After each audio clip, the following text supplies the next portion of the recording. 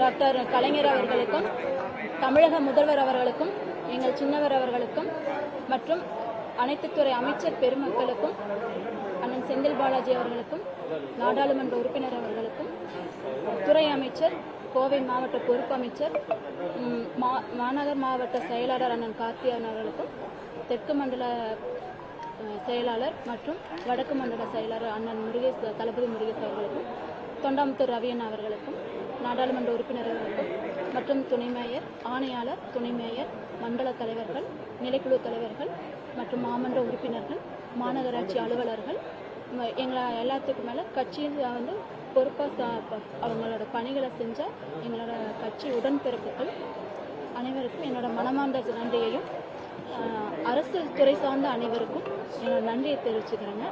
நான் இப்போ தான் பொறுப்பேற்றிருக்கேன். இன்னும் கோவில் என்னோட வார்டை பற்றி தான் எனக்கு முழுசாக தெரிஞ்சிருக்கும். நான் இனி ஒவ்வொன்றா வந்து எல்லாரோடையும் நான் கலந்து ஆலோசித்து எது அவசியம், எது அவசரம், இதெல்லாம் வந்து எல்லாரோடைய சொல்லுக்கும் நான் செயல்படுவேன்.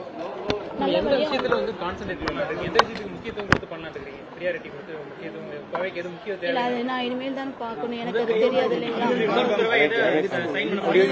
நான் வந்து உங்ககிட்ட இங்க எல்லாருக்குமே ரொம்ப நன்றி தான். இனி உங்களோட நான் அதிகமாக பயணிப்பேன்.